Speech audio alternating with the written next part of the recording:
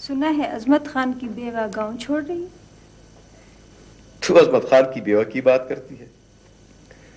वो दिन दूर नहीं जब इस गांव के लोग सोबत खान की ज्यादतियों से तंग आकर दुनिया छोड़ने पर मजबूर हो जाएंगे। और ये जुल्म देखो, 4.5 लाख की जमीन के वो 3 लाख दे रहा। तो वो सोबत खान पर ही क्यों बेचना चाहती है जमीन? उसे चाहिए कि किसी कीमत पर न बेचे। तो और क्या करे? उसे मशवरा दे कि वो ये जमीन खुशदिल खान के हाथ फरोख्त करे। इससे 2 फायदे होंगे। एक तो अजमत खान की बेवा को अच्छे पैसे मिल जाएंगे और दूसरा खुशदिल खान और सोबत खान के झगड़े को। तुम्हारा क्या ख्याल है? वो इस बात को नहीं समझती क्या?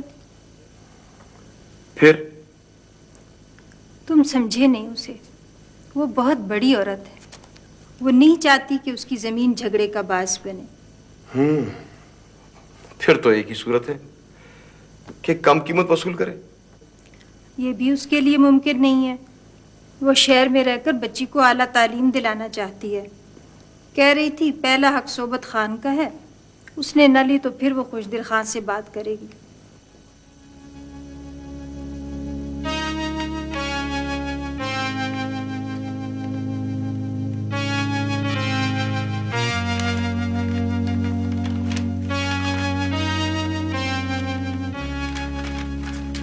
बेटी बाहर देखो।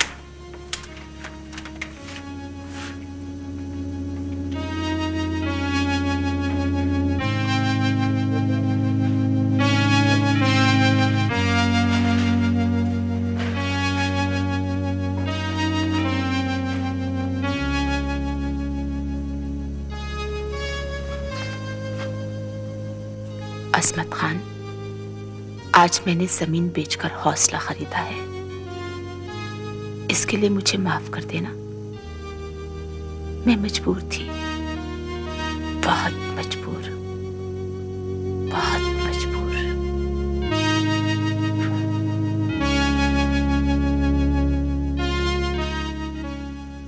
मैं सच कहता हूं मोहसिन लाला, ये जमीन अजमत खान की बेवा ने मजबूरन मेरे हाथ फरोख्त की है और मैंने भी मजबूरन खरीदी।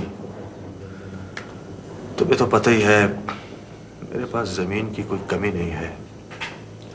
ये जमीन मैंने इसलिए खरीदी कि अगर मैं ये जमीन न खरीदता तो अजमत खान की बेवा के साथ बहुत बड़ी नाइंसाफी होती और सोबत खान उसकी मजबूरी से पूरा पूरा फायदा उठाता। कितने में खरीदी? जो निर्ख लाला 4.5 लाख में सौदा हुआ है। मेरी समझ में फिर भी नहीं आता कि सोबत खान को फिर क्या गिला है। उसे जमीन बिकने का गिला नहीं होगा मोहसिन लाला, उसे तो कौड़ियों के दाम न खरीद सकने का दुख होगा। जाहिर है वो तो यही उम्मीद लगाए बैठा होगा। मुझे तो बहुत ज्यादा दुख इस बात का है कि उस बेचारी बेवा को अपने और अपनी बुजुर्गों की दहलीज छोड़नी पड़ी।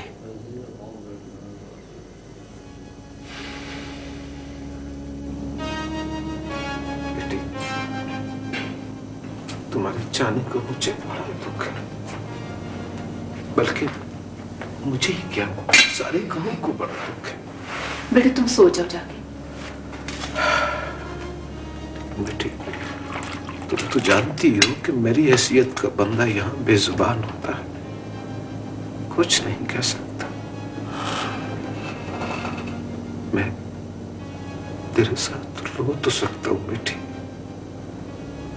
मगर तेरे आंसू खुश्क नहीं कर सकता मैं। बकर खान गुल बाबा, मेरी आंखों में तो आंसू नहीं है। आज अगर मैंने आंसू बहाए तो जिंदगी के इस लंबे और तन्हा सफर पर कैसे चलूंगी और सोबत खान के जुल्म और जहालत का मुकाबला कैसे करूंगी? बेटी, सिर्फ जमीन बेची है, घर तो खुदा न करे ये घर तो इस गांव में निशानी छोड़े जा रही हूं। यही तो एक ऐसा नाता है जो तोड़ा नहीं जा सकता। किसी दिन अगर जिंदगी रही तो फिर आऊंगी।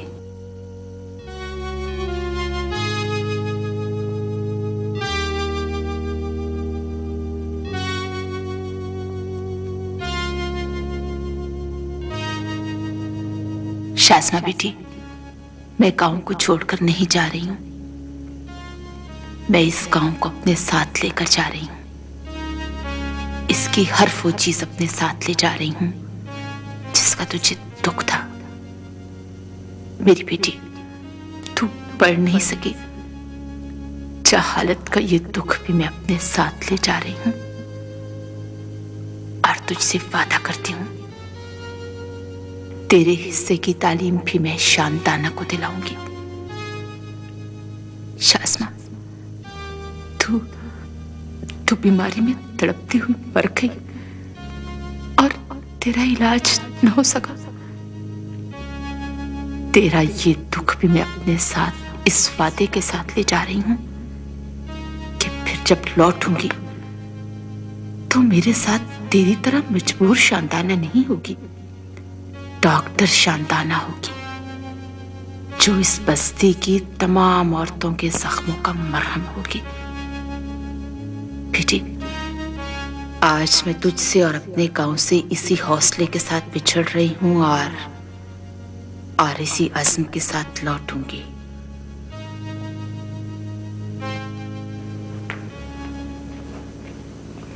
खाला, अम्मी ने खाना भेजा है। बेटे, अपनी अम्मी को सलाम कहना और मेरी तरफ से शुक्रिया अदा करना।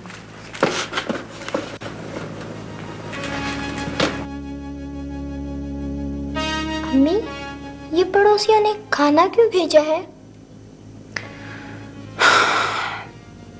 बेटी, ये खाना नहीं, हमें इस नए घर में खुशामदीद कहा गया है।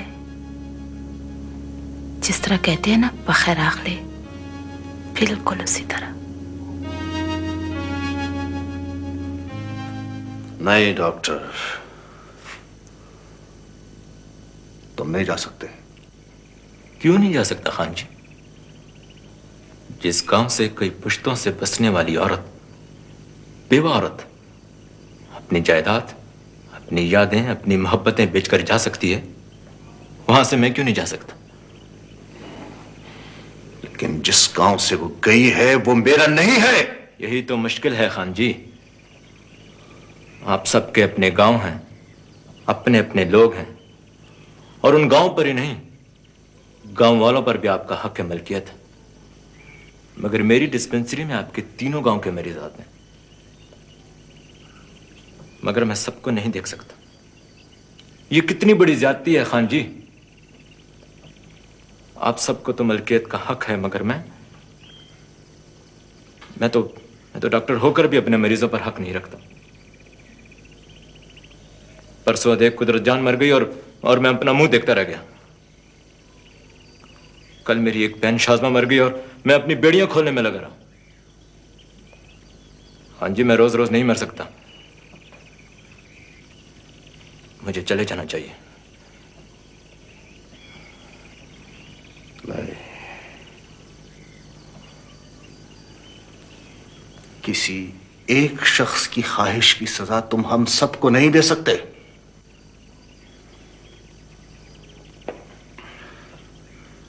मुझे चंद दिनों की मोहलत दो। मैं कुछ करता हूं और अगर फिर भी कुछ ना हुआ तो बेशक चले जाना।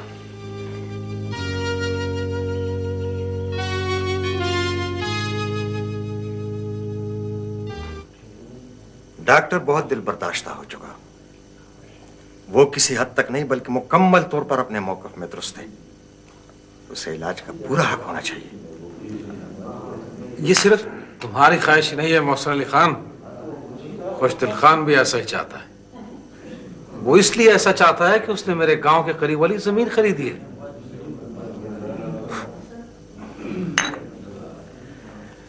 जिन दिनों में पढ़ा करता था तो तारीख की किताब में एक जगह मैंने पढ़ा था, शेर है दादा चाय बनवा के लाओ। अच्छा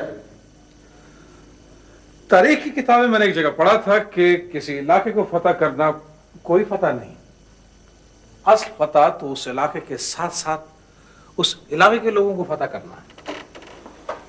और खुशदिल खान भी मेरे गांव की जमीन के साथ साथ लोगों को भी खरीदना चाहता है। वो सिर्फ हमदर्दी से ही खरीदे जा सकते। ये बात नहीं है ज़ुबैर खान, असल मसला तो डॉक्टर की ज़हनी परेशानी का है। कुछ भी हो मोहसिन अली खान, डॉक्टर ठहरता है या जाता है, मैं अपनी शर्त से दस्तबरदार नहीं हो सकता। एक बात और, खुशदिल खान को यह बात ज़हन नशीन रखनी चाहिए कि जमीन के दुख का जख्म भी हरा है, लिहाजा मुहतात रहे। फिर वही नादानी की बात।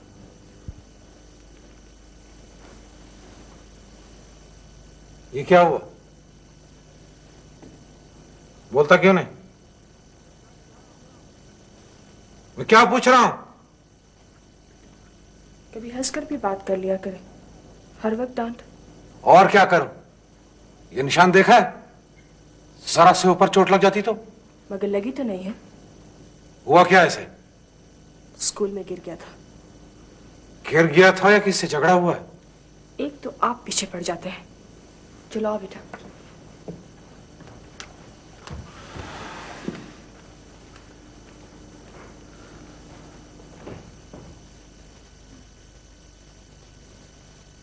ठीक है जमान, लेकिन अब हम इसमें क्या कर सकते हैं? कुछ भी नहीं कर सकते। हाँ जी, वो आ गए। अस्सलाम वालेकुम।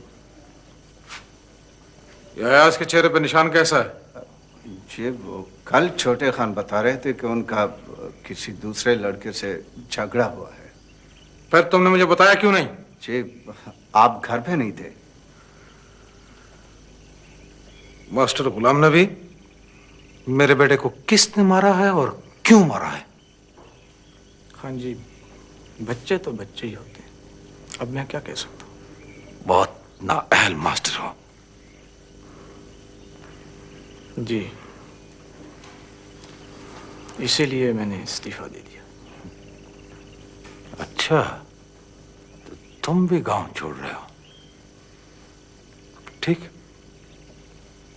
फिर तुमसे क्या कहा जा सकता है?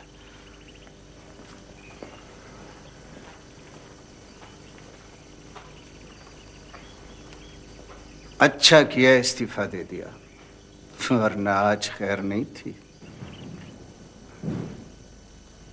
तहमीना?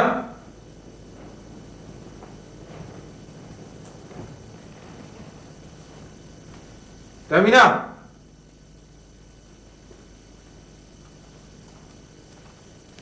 तहमीना?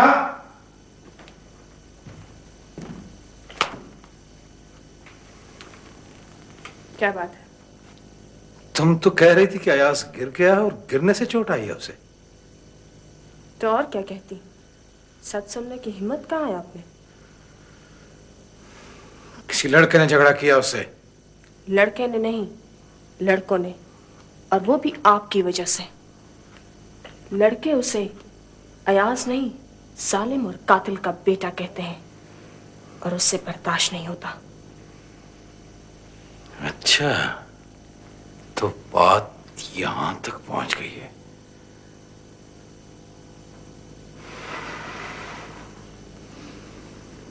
तो इसका मतलब ये है कि ना तो उसे स्कूल में पढ़ना चाहिए और ना ही उसे इस गांव में रहना चाहिए।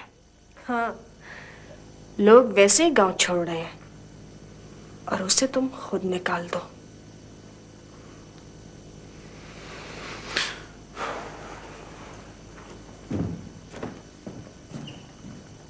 ज़ुबैर खान, तू खुद क्यों नहीं ठीक हो जाता? कौन कौन गांव छोड़ेगा और किस किस को निकालेगा?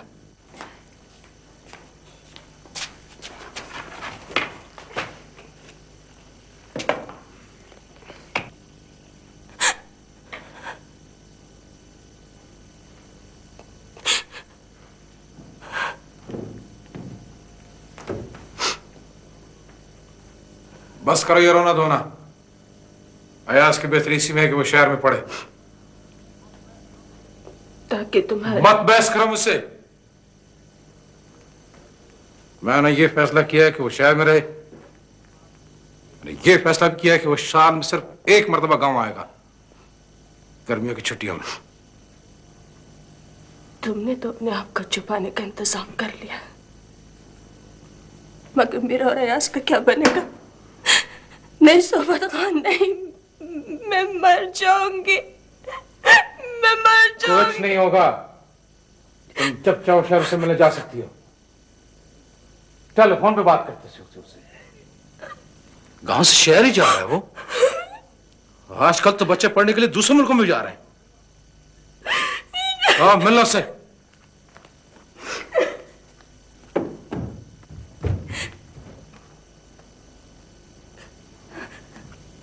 अयाज, बेटा, अयाज, मैं तुझे रोज मिलने आऊंगी बेटा, रोज मिलने आऊंगी। मैं फोन भी करूंगी, मैं रोजाना फोन करूंगी। बहुत हो लिया, बस पे करो। आओ बेटा।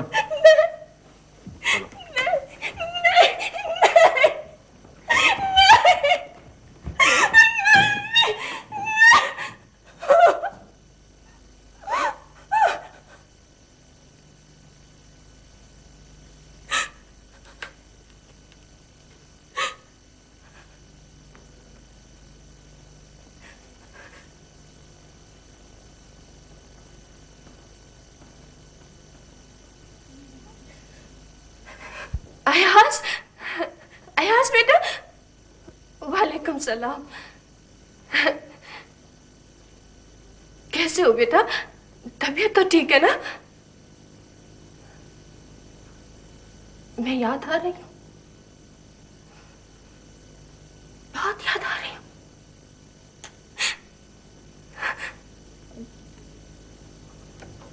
तुम भी मुझे बहुत याद आ रहे हो। हाँ, बहुत ज्यादा। हर वक्त मेरी आंखों के सामने रहते हो।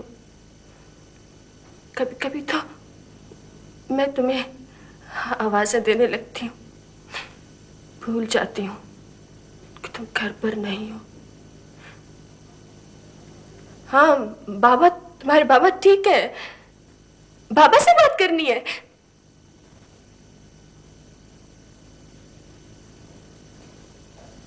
मगर वो तो इस वक्त घर पर नहीं है।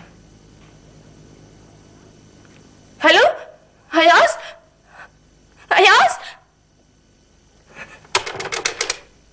अयाज।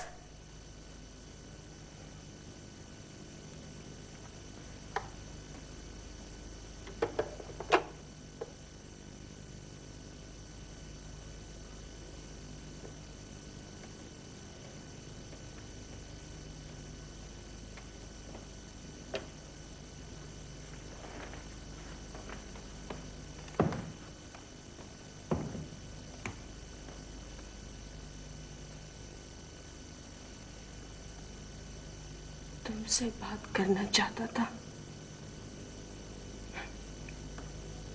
पागल कहीं का। उसे क्या मालूम कि तुम इस वक्त घर पर नहीं होते।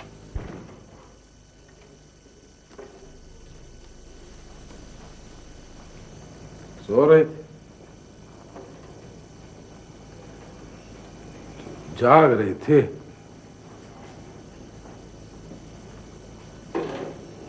सो भी नहीं रहे थे, जाग भी नहीं, तो मर गए थे क्या?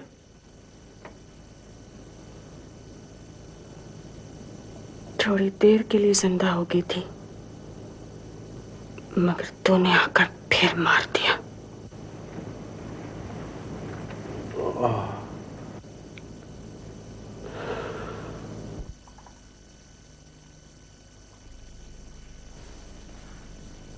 क्या सोच रहे हो? क्या आज बहनोई ने फिर कुछ कह दिया? अब वो मुझे कुछ नहीं कह सकता। मैं उसकी दुखती रग पहचान गया हूं। अलबत्ता वो मेरी रूह का बोझ बनता जा रहा है। रोशनी, कितना बड़ा जुल्म है कि एक तन्हा शख्स पूरी बस्ती के लिए, सारी बस्ती के लोगों के लिए अजाब बना हुआ है। तालीम, सेहत, खेत, घर, कहीं भी कोई भी महफूज नहीं उससे। और ये तन्हा शख्स सोबत खान जो कुछ चाहता है करता है।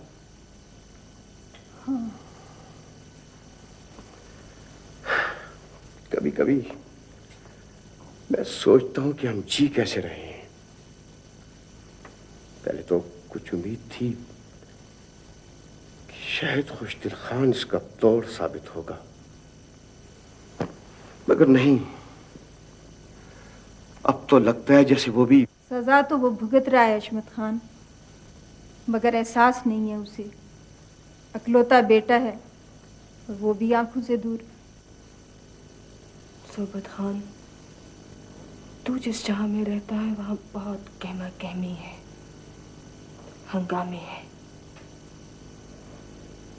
मगर मैं इस चार दीवारी में खुद से बातें करते करते पागल हो गई हूं।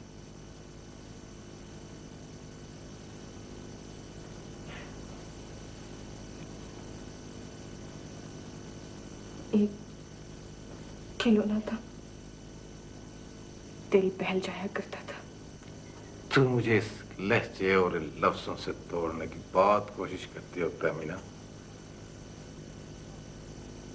मैं सख्त जाने नहीं, बहुत संग दिल में हूं। तू मुझे पिघलाने की कोशिश करती है। मगर मेरा क्या बनेगा? बच्चे से दूरी का दुख। सोबत खान, मैं बहुत तेजी से टूट रही हूँ, बहुत तेजी से। तेरा बेटा जब शहर से पढ़ लिख कर लौटेगा तो इस सारे दुख की कीमत तुम वसूल कर लोगी। कितनी खुशी होगी तुम्हें? बहुत ज्यादा। मगर मुझे उस दिन बहुत दुख होगा। सारियां खूबियां होंगी उसमें, मगर उसमें एक बहुत बड़ी कमी होगी। उसकी आदतें, उसकी खसलतें और सोचें वो नहीं होगी जो सोबत खान की हैं।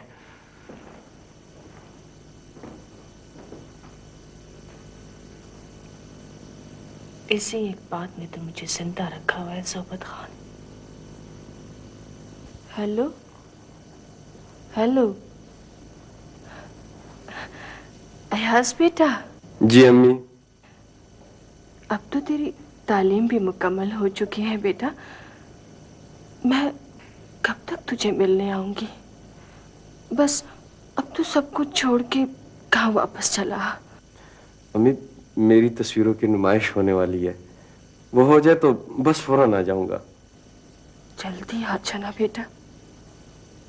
तू अंदाजा लगा सकता है माँ का दिल अपने बेटे के लिए कितना तड़पता है। अम्मी, आप क्या कह रही हैं? मैं अंदाजा लगा सकता हूँ। कायनात के सारे रंग और मनाजर एक तरफ रखकर भी देखें तो भी माँ की एक झलक का मुकाबला नहीं कर सकते।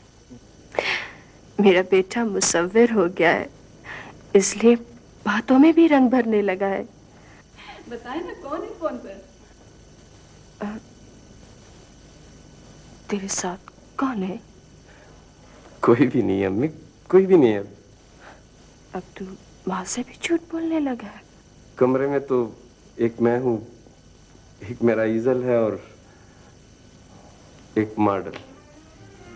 अच्छा अम्मी, खुदा हाफिज। खुदा हाफिज।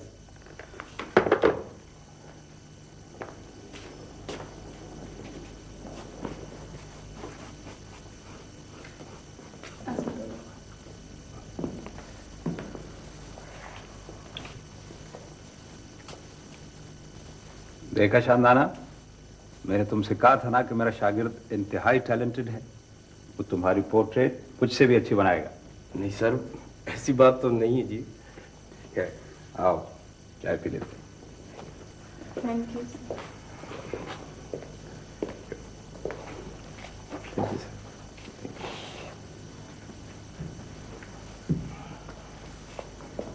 तुम्हारी इस तस्वीर में सिर्फ एक कमी है और वो बहुत बड़ी कमी है। सर उस बात का ताल्लुक तो मुझसे ज्यादा है, लेकिन अगर आपने उस कमी की निशानदेही करा दी तो ममनून रहूंगा सर। सर आपने तो इन्हें परेशान कर दिया है। तो फिर क्या हुआ शानदाना? यही अंदर की परेशानी शेर है, पेंटिंग है, रक्स है, म्यूजिक है। सर आप तस्वीर की बात कर रहे थे, उसकी किसी बड़ी कमी की निशानदेही करने वाले थे। हाँ, तो मैं कह रहा था कि तुम्हारी इस तस्वीर में एक बहुत बड़ी कमी है।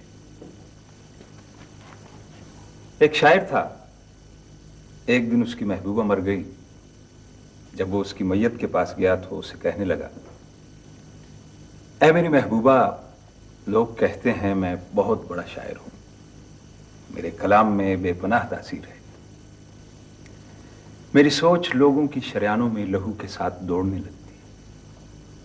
लेकिन नहीं, ये सब झूठ है, मेरी शायरी में कुछ नहीं।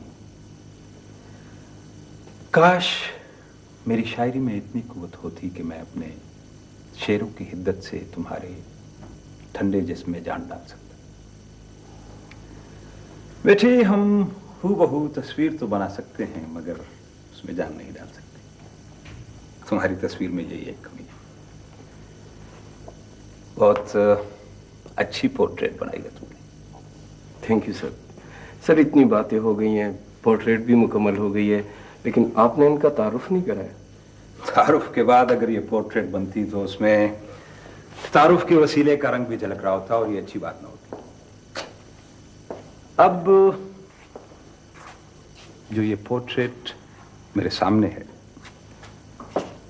इसमें तुम्हारा अपना, सिर्फ तुम्हारा अपना विजन है।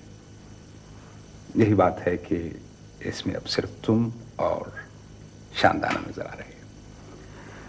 तो ये है शानदाना। गुज़श्ता दिनों जब मैं हॉस्पिटल में था तो इन्होंने मेरी बहुत खिदमत की थी, बिल्कुल अपनी बेटी की तरह। डॉक्टर शानदाना आजकल हाउस जॉब कर रही हैं। डॉक्टर शानदाना ये मेरा चहीता और इंतहाई टैलेंटेड शागिर्द है, अयाज। सर मेरे ख्याल में अब तो वो जुमला भी कह देना चाहिए कि आपसे मिलकर बहुत। सर मेरा ख्याल है अब मुझे चलना चाहिए। ठीक है बेटी, तुम जाओ। और ये पोर्ट्रेट? इसे ले जाइएगा, लेकिन मेरी पेंटिंग्स की एग्जीबिशन के बाद। ओके। अच्छा सर, खुदा हाफिज।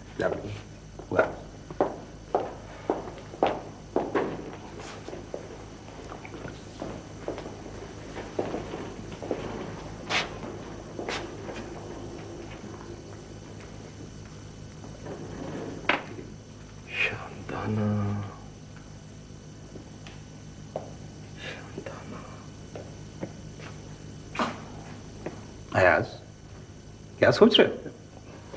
कुछ नहीं सर, बस यूं ही सर। मुझे भी नहीं बताओगे? नहीं सर, ऐसी तो कोई बात नहीं है। कुछ तो है सर। ये नाम शानदाना ऐसा लगता है जैसे मेरे जहन के किसी गोशे में पहले से मौजूद है। यादाश्त का हवाला नहीं बन रहा सर। दरअसल ये पोर्ट्रेट तुमने इतने इन्हमाक और इस तरह जज्बे में बनाई है कि अब शानदाना नाम भी तुम्हें अपने जहन का हिस्सा नजर आ रहा है। हो सकता है सर आप जो कुछ कह रहे हो ठीक हो। बहरहाल ये नाम मानूस सा लगता है। फिर तुम उम्र के उस हिस्से में हो जहां कुछ लोग, कुछ नाम बस यूं ही मानूस से लगने लगते हैं। सर मैं बिल्कुल फितरी बात कर रहा हूं। आ गई बेटी। अम्मी स्टॉप, वहीं खड़ी रहे और मेरी तरफ देखें।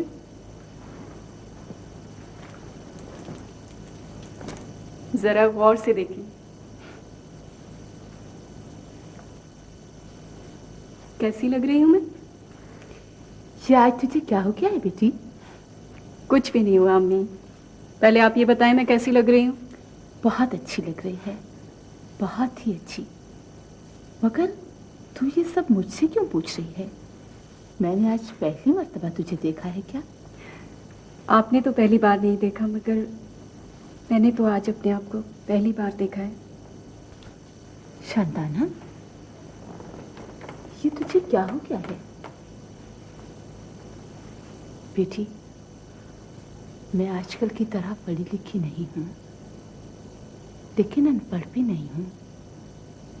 मेरी माँ, मेरी दादी, मेरी नानी भी पढ़ी लिखी नहीं थी, लेकिन उन्होंने मुझे ऐसे ऐसे किस्से, कहानियाँ, ऐसी ऐसी हिकायतें सुनाई कि वो इल्म जो एक अच्छे सहन में ज़रूर होना चाहिए, वो उन्होंने मुझे दिया है। मैं सब समझती हूँ अम्मी, मुझसे ज़्यादा आपको कौन समझेगा। अगर ये बात है तो फिर आज तुम्हारे पाँव ज़मीन पर क्यों नहीं पड़ रहे? ओफ अम्मी, ये बात नहीं है। बताऊँ क्या हुआ है? वो मैंने आपको बताया था ना कि एक फाइन आर्ट के प्रोफेसर मेरे ज़ेरे इलाज रहे हैं। हाँ, उन्होंने वादा किया था कि जब वो तंदुरुस्त हो जाएंगे ना तो अपनी बेटी यानी मेरी पोर्ट्रेट बनाएंगे। अच्छा, तो यूं कहो ना, उन्होंने तुम्हारे... उन्होंने नहीं अम्मी, उनके एक शागिर्द ने मेरी बहुत अच्छी तस्वीर बनाई है। बस इतनी सी बात पर इतनी खुश है? अस्सलाम वालेकुम। वालेकुम अस्सलाम। मेरे अच्छे से खानगुल बाबा, आज बहुत भूख लगी है। अच्छा ये बात है, तो अभी खिलाते अपनी बेटी को। अच्छा जल्दी से ले आइए। हाँ, बहुत खुश लग रही है आज। छोटी छोटी बातों पर खुश होने लगती है। मुझे नहीं अच्छी लगती इसकी ये बात। छोटी छोटी खुशियों का इत्मीनान इंसान को कम हिम्मत बना देता है। हुआ क्या है बेटी? किसी मुसव्विर ने इसकी तस्वीर क्या बना दी है, उस पर इतना इतरारी है। खानगुल बाबा, तुम तो जानते ही हो मैंने अपना और इसकी खुशियों का मायार कितना बुलंद रखा है। तुम्हें तो मेरी ख्वाहिश का पता ही है। हाँ बेटी, तुम्हारी ख्वाहिश की गवाही तो फरिश्ते भी देंगे, इसलिए कि तुम्हारी ख्वाहिश पिछले 12 सालों से तुम्हारी दुआओं का हिस्सा बनी हुई है। खानगुल बाबा, तुमने मेरे इरादे को बड़ा हौसला दिया। अगर तुम सोबत खान की पुरानी नौकरी छोड़कर मेरी मदद को ना आते तो इस शहर में तन्हा जीना कितना मुश्किल होता। लेकिन आफरीन है तुम्हारी गैरत पर, तुमने अपनी बेटी को तन्हा नहीं छोड़ा। बाबा भी कह रही हो और मेरे एहसान भी गिन रही हो। नहीं बेटी, इस रिश्ते में ऐसे ही होता है। शानदाना को क्या मालूम कि गांव छोड़कर भी शहर में रहते हुए भी मैं 12 साल से गांव में जी रही हूँ। मैं तो उन पुराने जख्मों को भरने के लिए शानदाना को मरहम बनाने लाई हूँ यहाँ। उसके दिल की नफरत अब उसके चेहरे पर भी दिखाई देने लगी है। कहाँ से लाया है वो ये नफरत? ये जहर उसमें किसने भरा है? वो बेचारा तो तुम पर जान छिड़कता था। देखो सोबत खान, अब भी उसे थोड़ा सा प्यार और शफकत दोगे तो वो तुम्हारे साथ खड़ा हो जाएगा। पूरे 3 गांव तुम्हारे दुश्मन हो चुके हैं, तुम्हें उसकी जरूरत है। ये बात तुम मेरी भलाई में कर रहे हो या भाई की मोहब्बत में? मुझे किसी की जरूरत नहीं है। सोबत खान को सिर्फ सोबत खान की जरूरत है। कभी कभी जमीन की तरफ भी देख लिया करो। छोड़ दो अपनी ये जिदें। जितने अरसे से तुम अपनी झूठी अना पर डटे हो, इतने अरसे में तो दरिया भी अपना रास्ता बदल लेता है, उसमें भी लचक पैदा हो जाती है। ये तुम नसीहत करने लगी हो ना, न तो मुझे पहले पसंद थी और न अब। कि मुझे ये सब कुछ पसंद है। कुछ अरसे बाद मेरा बेटा गांव वापस आने वाला है। कि मत भूलो कि वो मेरा बेटा भी है। वो तुम्हारा भी बेटा है, इसीलिए तो कहती हूँ कि अपनी जिद की तमाम दीवारें गिरा दे।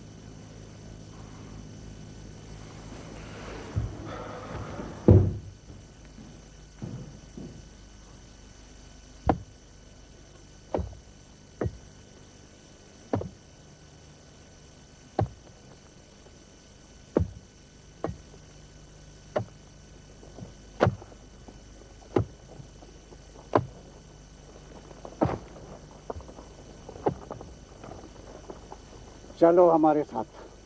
छोड़ो मुझे, मैं कहता हूँ चलो, छोड़ो मुझे। चुप हो जा, चलो। कहता हूँ आ जाओ, आगे हो जाओ, खड़े हो जाओ बस।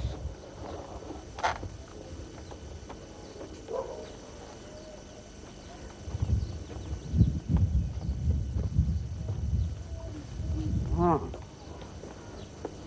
क्या कहा था? तुम्हारा इलाज मैं करूंगा, तुम्हारा इलाज। तुम्हारा मर्ज क्या है वो भी मैं जानता हूं, और तुम्हारा इलाज क्या है ये भी। ये तुम्हारा इलाज, ये तेरा इलाज, ये तेरा इलाज, ये तेरा इलाज, ये तेरा इलाज, ये।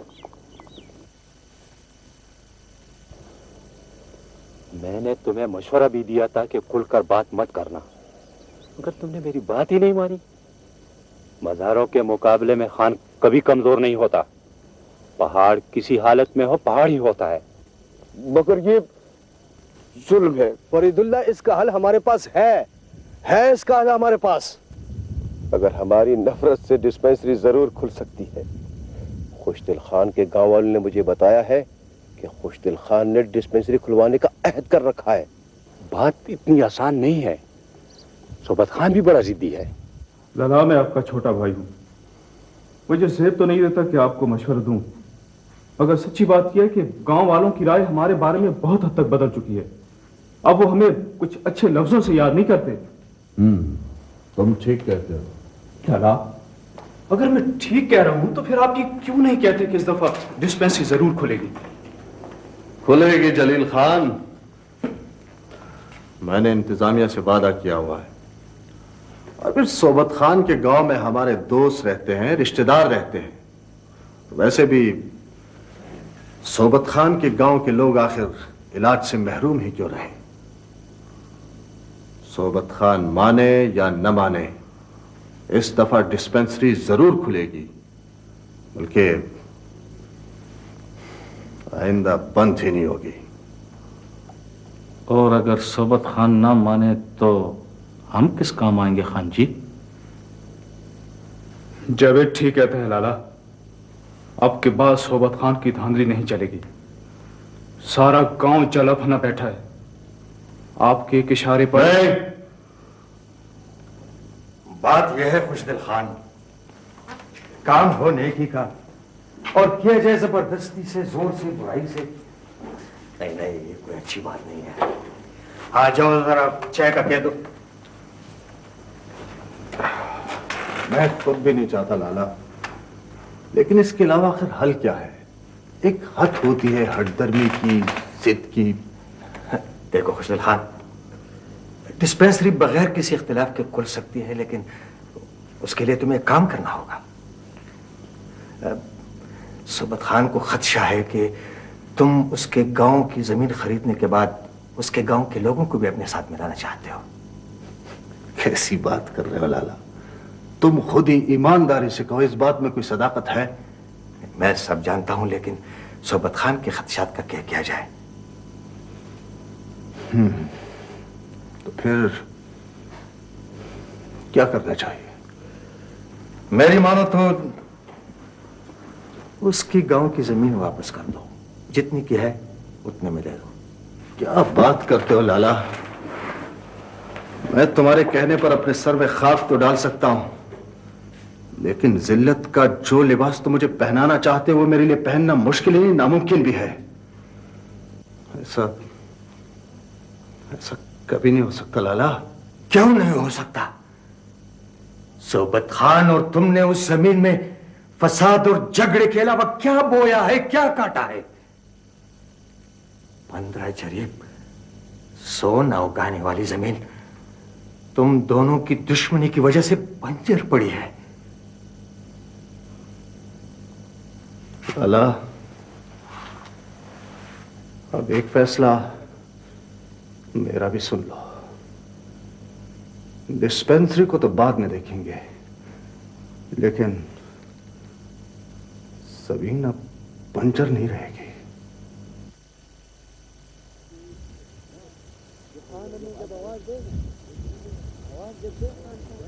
मैं अब भी कह रहा हूं खुशदिल खान ये हल रुकवा ले, तस्फिया हो जाएगा, मैं जिम्मेदारी लेता हूं। कहाँ मर गया, बहुत देर कर दी उसने।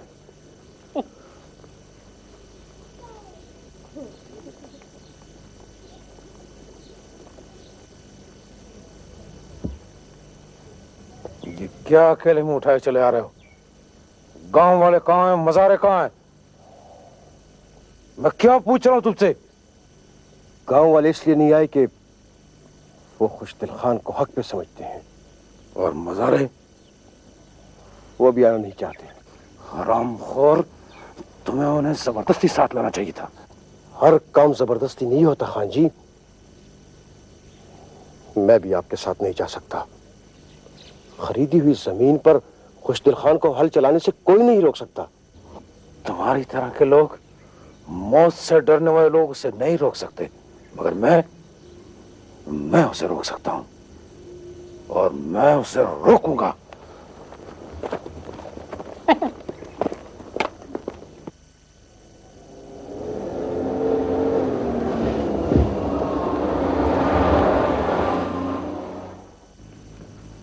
तुम यहाँ खड़े हो और वो अकेला क्या है? बाजी मैं क्या करता? साथ पिएंगे, अच्छा किया, लेकिन उसे क्यों जाने दिया? वो भी अकेले। रोक लिया होता उसे।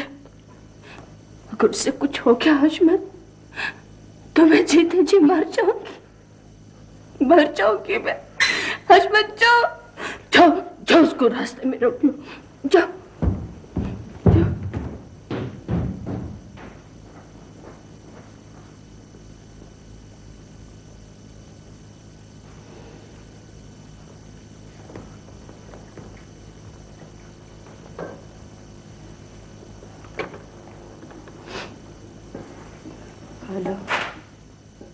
हेलो अयास बेटा, कैसे हो बेटा? मेरा कोई कसूर नहीं है, आप खुद फैसला करें। खान जी, सोबत खान की गाड़ी आ रही है। नहीं खुशदिल खान, मैं रोक लेता हूं उसे। नहीं, जब तक सोबत खान की तरफ से फायर न हो, कोई गोली मत चलाना।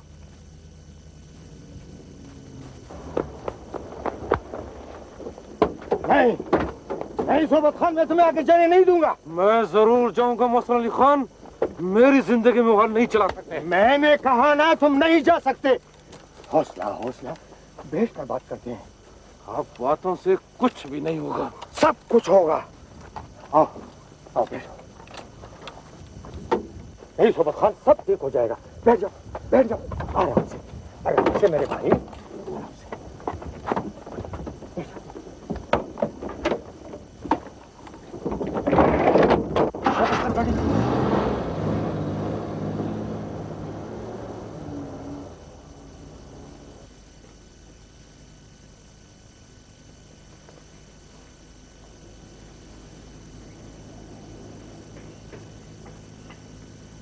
आज रात बाहर नहीं जाना है क्या?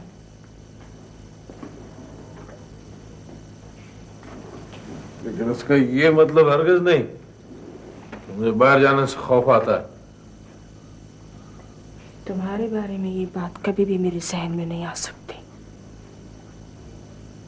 जो शख्स खौफ खुदा से वाकिफ ना हो, वो भला किसी से क्या खौफ खाएगा?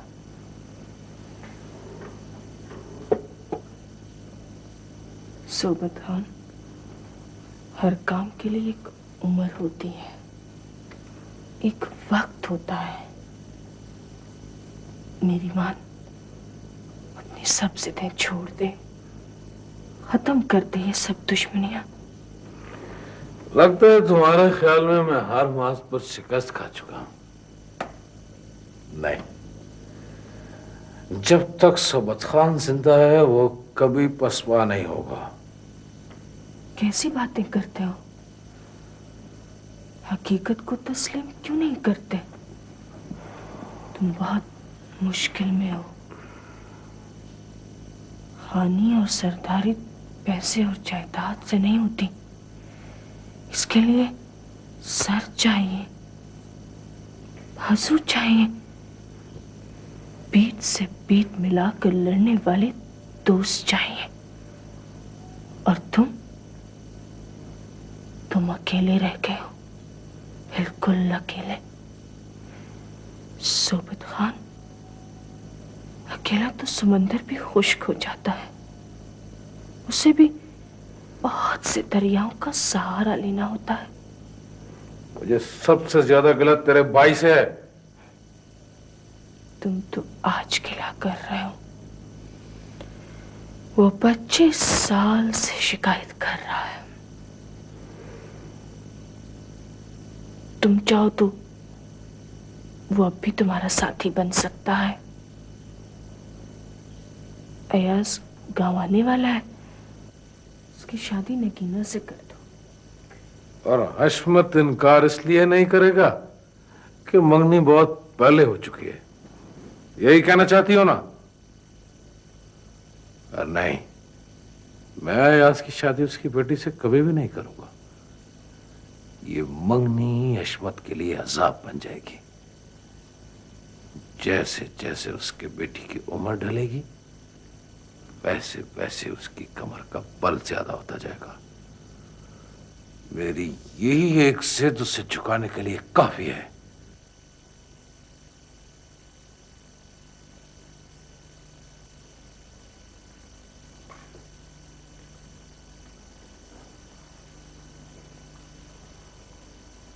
बाबा, क्या बात है? आज आप इसके तरह परेशान क्यों हैं? नहीं बेटी, ऐसी कोई बात नहीं है। मैं परेशान तो नहीं हूँ। जाओ बेटी, जाओ जाओ जाओ।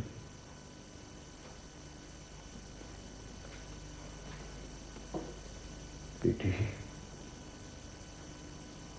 तुम्हें क्या पता कि सोबत खान अयाज की शादी तुमसे न करके मुझे सजा देना चाहता है।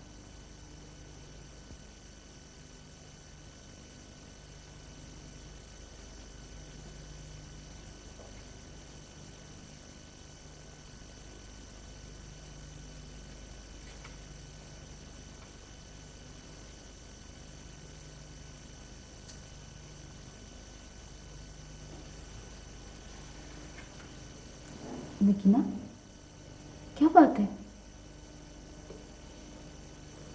क्या फिर कोई ऐसी वैसी बात हो गई है?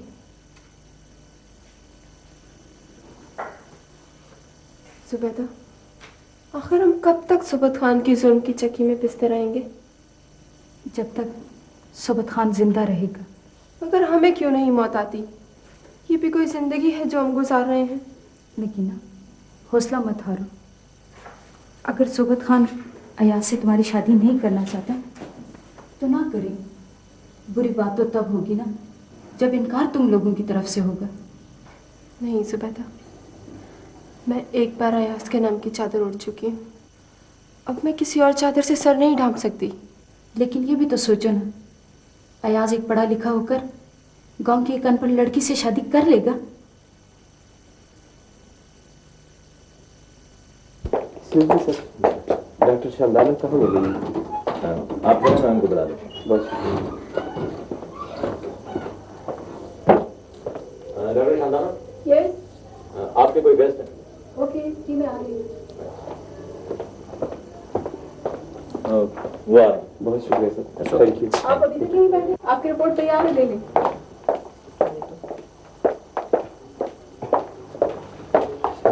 आप यहाँ हॉस्पिटल में? बीमार नहीं हूँ, आपसे मिलना था। बहुत वक्त पर पहुंचे आप, मैं तो जाने वाली थी अभी। खुशकिस्मती भी कोई चीज होती है। अच्छा ये बताइए कैसे आना? मेरी पेंटिंग्स की एग्जीबिशन हो रही है, आप जरूर आइएगा। कंग्रेचुलेशन। Thank you. आइए चाय पीते। नहीं, मुझे थोड़ी सी जल्दी है। अब ऐसी भी क्या जल्दी, आइए ना, आइए।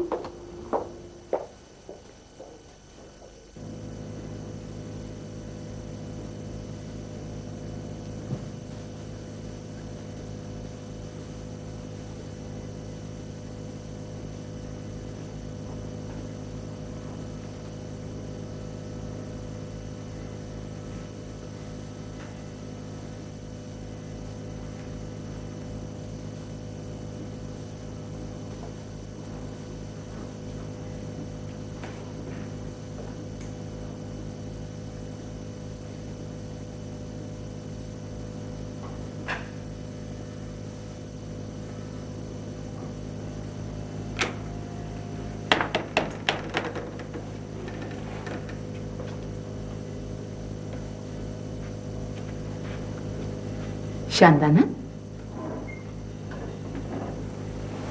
जी अम्मी। कहाँ खोई हो बेटी? तस्वीरों की नुमाइश पर नहीं जाना?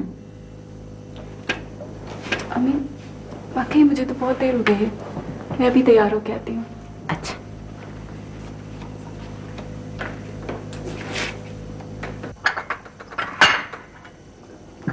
अजीब लड़की है, नुमाइश के लिए जाने का कहकर किस मजे से गाने सुन रही है। कुछ न कहा कर इसे। मैंने क्या कहना है खानगुल बाबा, बस यूं ही बात कर रही थी।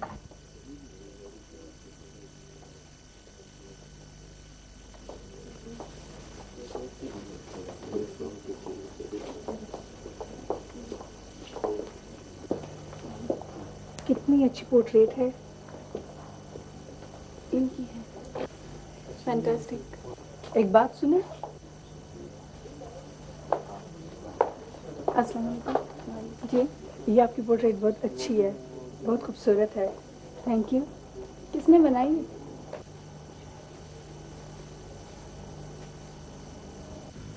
तस्वीर तो आपको दे रहा हूं, मगर सोचता हूं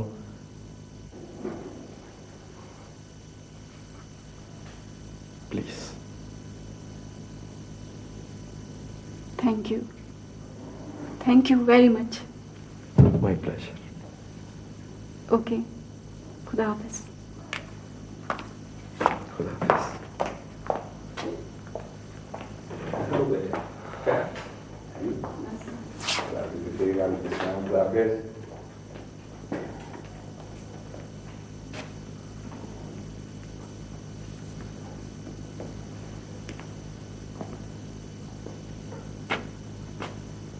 अयाज।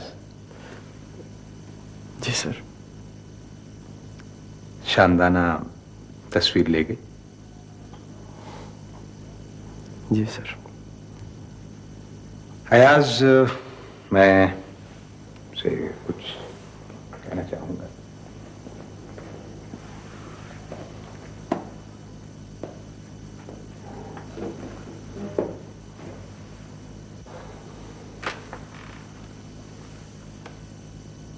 अयाज। जी सर। तुम्हारे और शानदाना के जो रिलेशंस हैं, दैट्स नॉट रोमांस। तो फिर क्या है सर? लव। That's love. मेरे ख्याल में तुम रोमांस और लव के फर्क को जानते हो।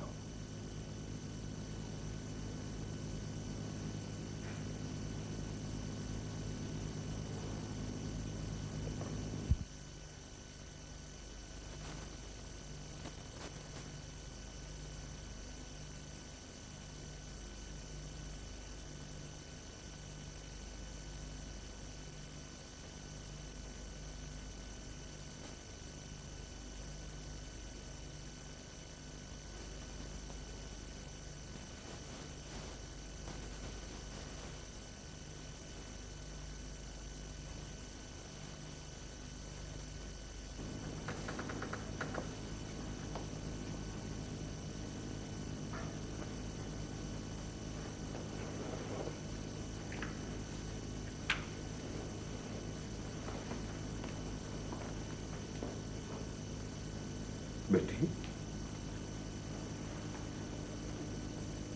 तुम कुछ परेशान लग रही। बेटियां तो बाप से कुछ नहीं छुपाती। तुमसे पर्दा भी क्या हो सकता है खानकुल बाबा? शानदाना जब से अपनी तस्वीर लाई है, हर वक्त उसके सामने खड़ी उसे देखती रहती है। हाँ, तो देखने दो उसे, उसकी अपनी तस्वीर है। मगर मुझे कुछ और लग रहा है। वो उस तस्वीर के ऊपर किसी और का चेहरा देखने लगी है। अपनी तस्वीर इतनी देर तक कोई नहीं देखता। तो मैं तो खामखा परेशानी हो रही है। शानदाना बेटी तो बहुत अच्छी है। मुझे मालूम है वो बहुत अच्छी है, लेकिन पता नहीं क्यों मुझे डर सा लगने लगा है। खानकुल बाबा, मैं शानदाना की हर ख्वाहिश पूरी कर सकती हूँ, लेकिन डरती हूं कि उसने मेरी एक ख्वाहिश पूरी न की तो मेरा जमीन बेचना, गांव छोड़ना, अकेले तन्हा जीना सब जाया हो जाएगा।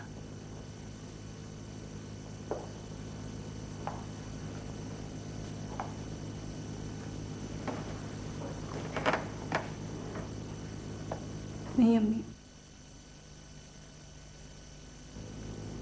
आपका कुछ भी ज़ाया नहीं होगा।